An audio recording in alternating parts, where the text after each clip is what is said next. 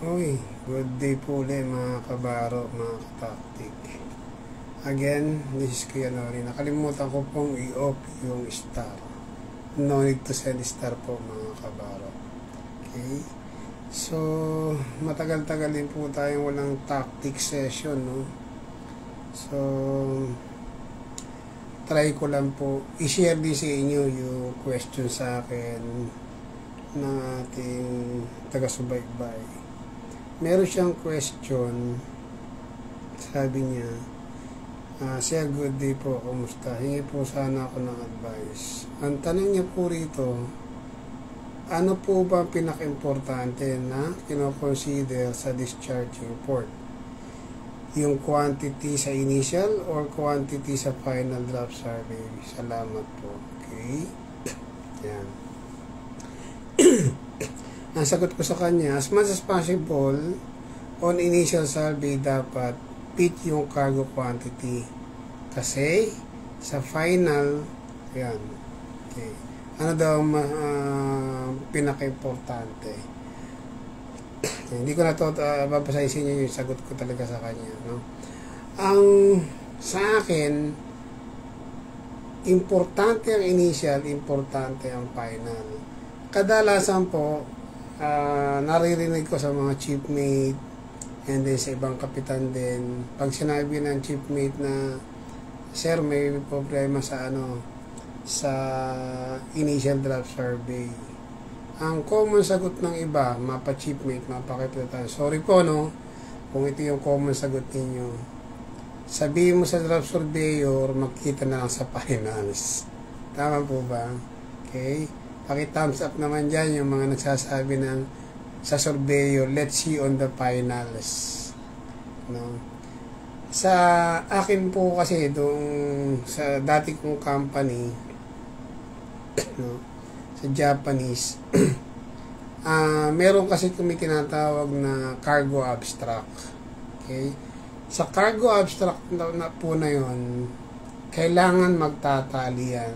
From loading port, okay, may constant ka ron, okay, sa initial and final, no? Sa initial, alam mo yung constant mo, sa final, ito yung cargo loaded mo. Pagdating sa discharging port, andyan din yung mga deductibles, mga non-weights, okay? Kailangan magtatali po yan. Ang kadalasan ng ginagawa ng iba, pagdating sa initial, no, discharging, marami ang kargada. So, ano sila? Tawag po ito, confident sila kasi marami ang kargada. Kadalasan ganun. Dapat sana, sa initial pa lang, i-adjust mo na kagad. Alin? Yung drop, okay? I-adjust mo na kagad. Base sa constant mo, o constant natin, doon sa loading port, i-adjust na po yun. No? Kasi pagdating sa final, hindi ka nag-adjust sa initial. Pagdating sa final, i-adjust mo yung cargo discharge as per BL. Maaaring, yes, nakuha mo. Sabihin mo kay kapitan, sabihin ni kapitan, nakuha mo naman yung cargo discharge, diba? As per BL. Pero ang tanong, yung constant, diba? Parehas ba noong sa loading port? Obserbahan nyo yan. Nakukuha nyo sa final ang cargo na gusto ninyo na i-discharge. Pero hindi kayo magpipit doon sa constant. Doon mahahalata na kagad sa inyo, no, ng charterer o ng ship manager na meron kayong in-adjust, na meron kayong dinaya. No, hindi ko kasi makakalimutan, when I was second mate, meron naging circular yung ship manager o principal about doon sa constant na 450 yung constant ng bulk carrier. Sa discharging, dineclare nila as per BL. Di ba? As per BL. Na-adjust nila. Hindi nila napansin yung constant lumaki. 450. So, nakita ngayon nung ship manager o nung ship owner, lumaki ang constant. So, ibig sabihin, may shortage sa kargada. Tama ko, Ben? May shortage sa kargada. Kasi napunta sa constant yung kargada.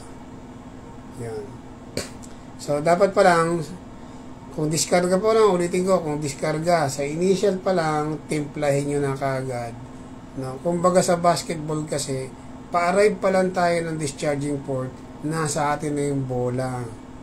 No?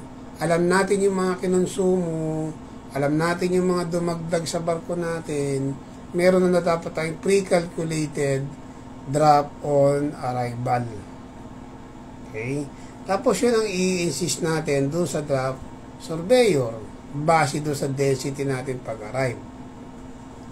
Ganun po yun. And ang technique din, kukumpitin mo na lahat ang arrival drop mo in any density. So, meron kang tabulated drop, depende sa density. Ano po? So, bago ka bumaba sa pantalan, pagka made pass, o kahit hindi pa siguro nagme-made pass, magpasalo ka lang ng seawater sa pupa, o kung dando ka sa proa, sumalo ka na doon, alamin mo na kagad yung density. No? Meron ka ng idea. Let's say 1020, sa 1020 na density, ito yung magiging drop. Diba? So, pagbaba mo doon sa surveyor, naghihintay sa pantalan, alam mo na kagad ano ang i-insist mo na drop. Bakit? Kasi alam mo yung iyong mga deductibles. Alam mo yung balance. Balance. Alam mo yung constant mo dun sa loading port. So, yun dapat ang palalabasin mo. Diba? Para pagdating sa finals, mag-adjust ka man, napakaliit na lang.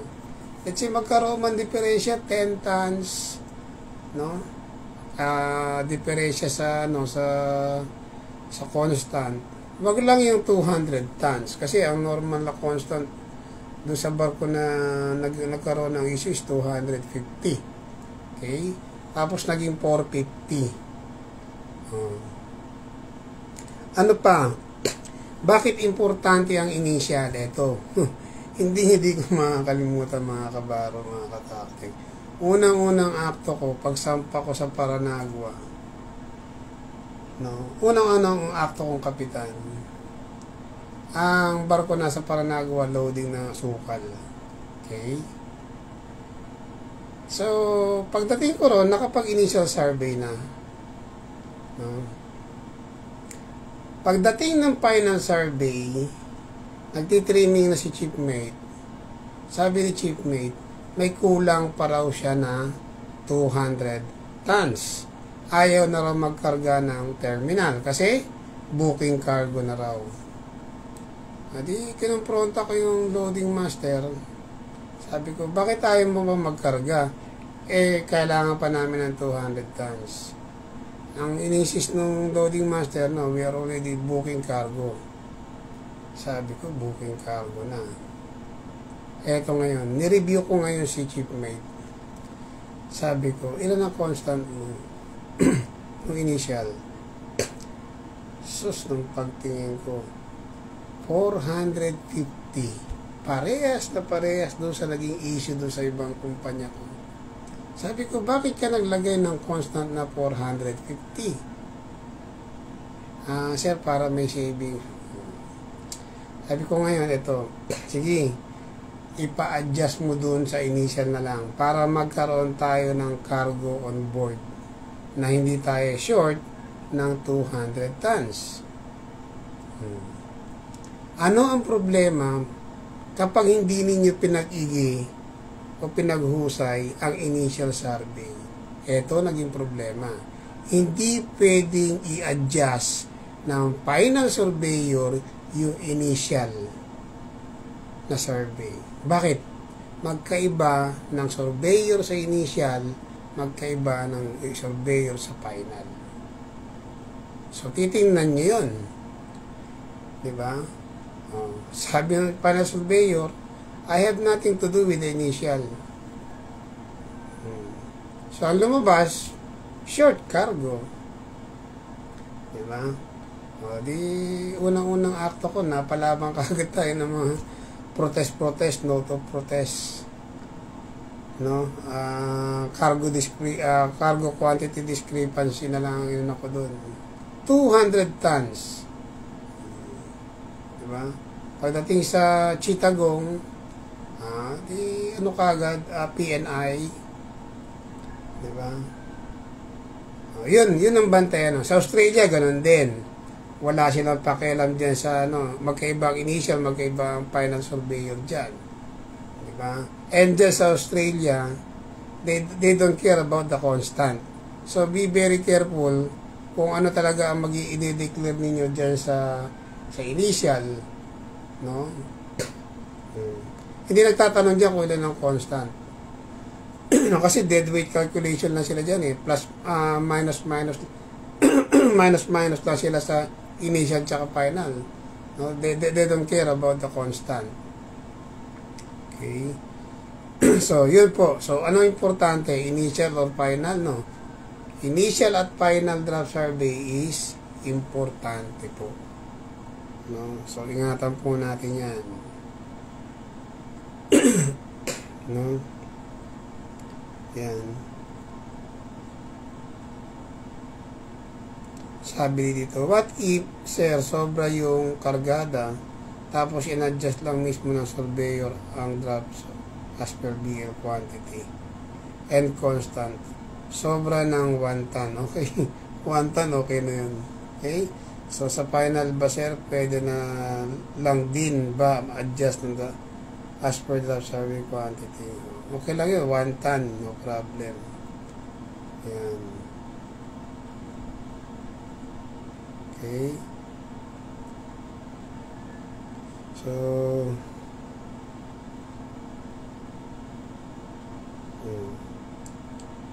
yan. So, yan po. May share ko sa inyo. Isang question sa atin ng ating taga-subaybay. Meron pa nag-question sa akin dito is sige, hanapin ko po, no? Gawa na din natin ng panibagong tactic talk. Okay. Yan po. So, gentlemen, yung mga surveyor, hindi kayo uurto niyan kapag wala gaano nakita sa inyong aberya. Okay? Uurting kayo niya kapag may nakita sa inyong aberya, lalo sa mga urot na lugar. No? Ang mga dinidiman, hindi na sigarilyo, minsan pintura, grasa. Diba? Yan. One time, meron akong chiefmate. Nangako siya sa surveyor na bibigyan niya ng 10 rin. No? Sabi ko, bakit pagkatapos, siya bigyan ko siya ng 10 rin. For what? Sabi ko gano'n. Kasi pinangakuhan ko siya, sabi ko, bigyan mo ng sigarilyo. Bakit?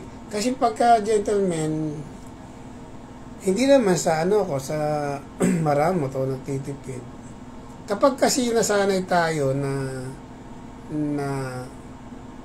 nabibigyan pinapadulasan natin yung mga surveyor, hindi natin ginagawa ng proper yung trabaho natin. Bakit? Aasa tayo na makukuha naman sa lagay yung yung surveyor, makukuha sa yosi, makukuha sa alak. Diba? Pagka ganun ang practice natin, chiefmate tayo, hindi natin ginagawa yung proper. Pag magkapitan ka, ganun ituturo mo sa chiefmate mo. Bigyan mo na ng sigarilyo yan. Diba? Unless do siguro sa lugar na talagang masakit sa ulo. Diba? Pero wag niyo pong practice na dadaanin nyo lang lahat sa sigarilyo. Dadaanin nyo lahat sa lagay. Bakit? Hindi kayo matututo. No?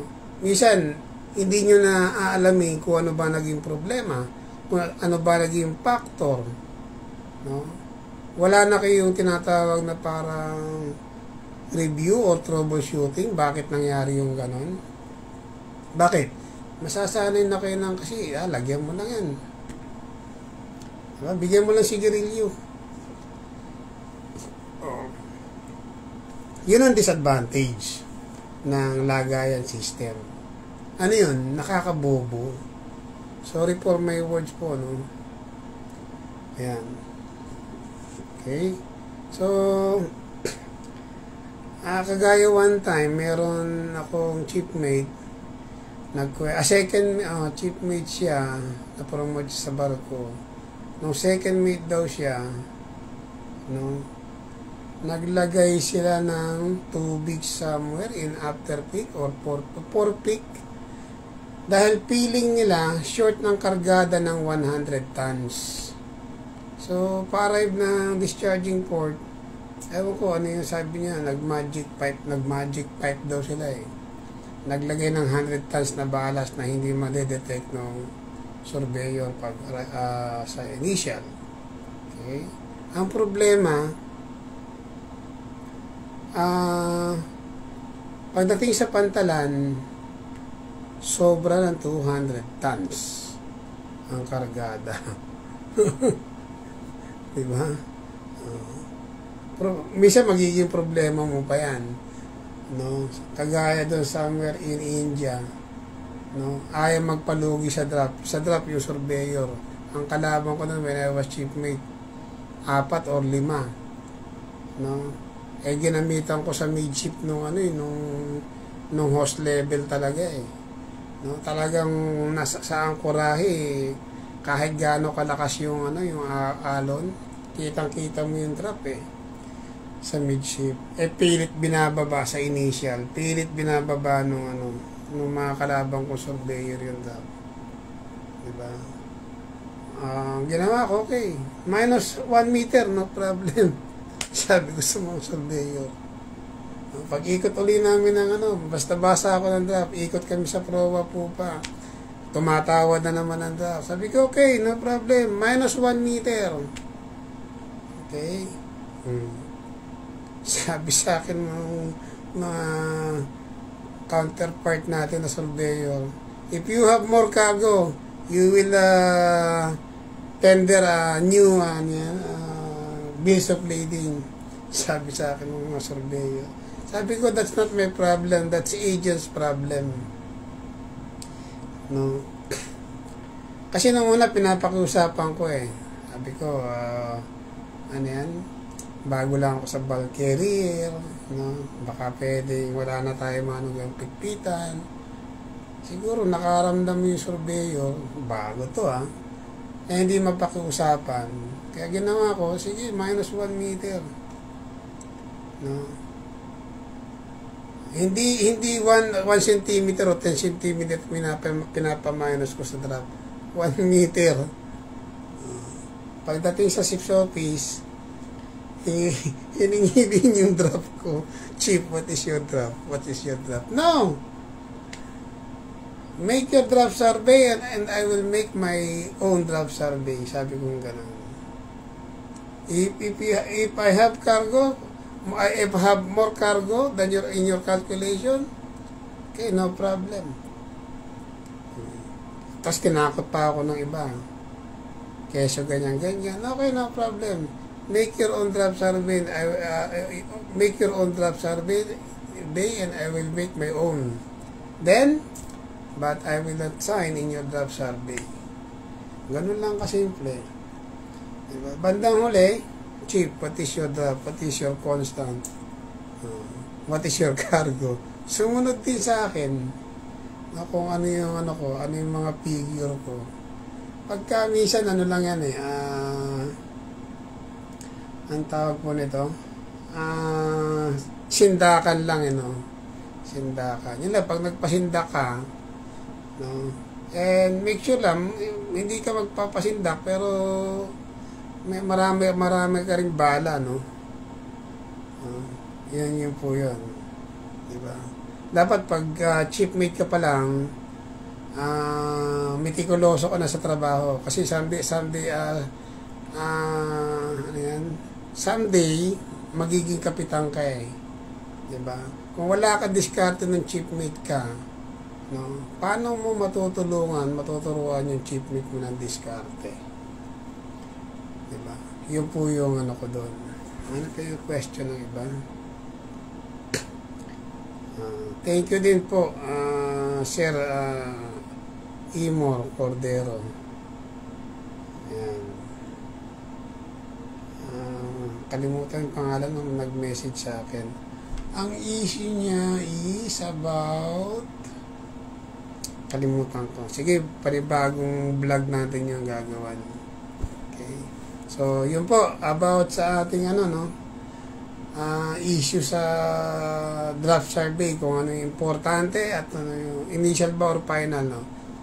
Both initial and final is important. Okay? Kung mapapasin niyo puro sa ginawa kong bagong draft survey, meron na siyang cargo abstract. Sinamahan ko na po yun. Yung bago kong draft survey na calculation. Okay? Makikita niyo puro kung over constant, less constant, over cargo. No? Malalaman nyo doon kung nag-hocus-pocus kayo eh. No? Mekos-mekos ba yun? Kung nag-mekos-mekos kayo eh sa inyong calculation.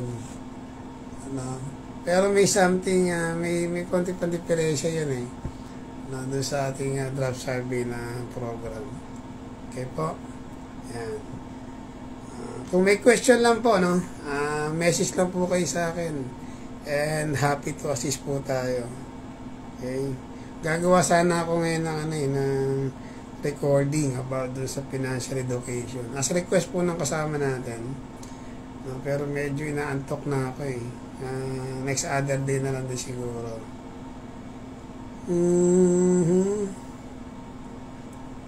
Yan. Ano pa ba? Nasaan pa yung nag-message sa akin?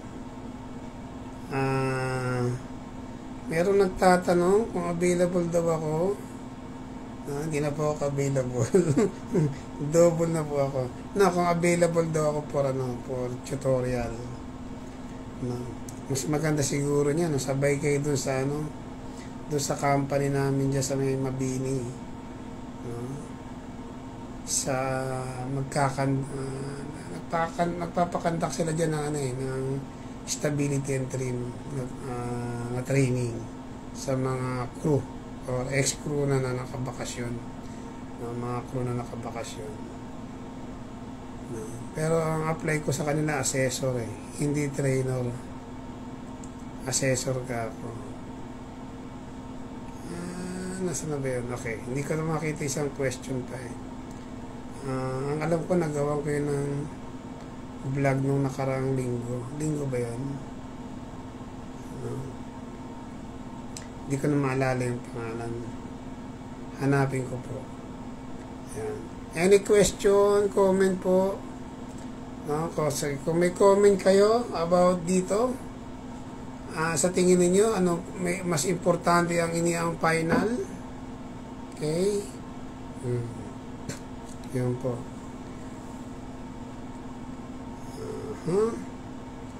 Wala na.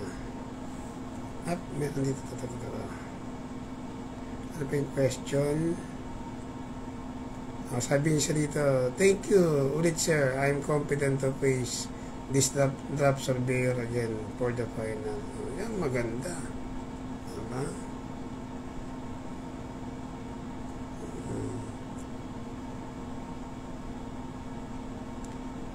Okay, ano pa yung question dito?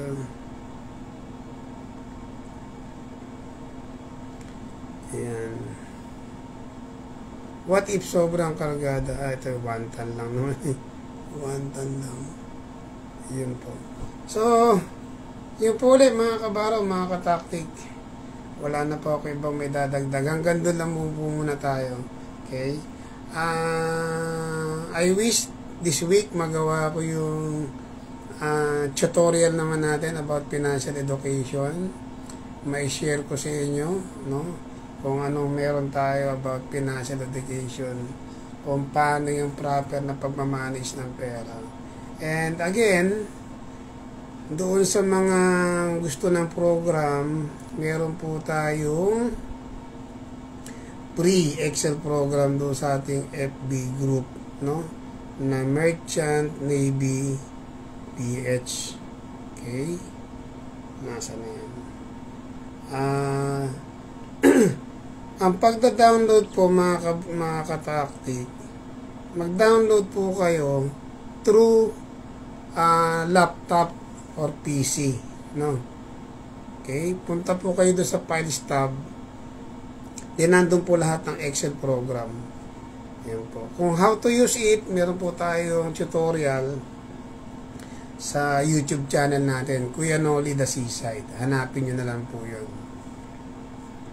Andun po yung ating mga tutorial, pati na rin basic calculation, no, sa Cargo Works o Shipmate cargo calculation. Meron na rin po doon. Ano pa? Yung mga nagpapa-add, napansin ko doon sa ating FB group,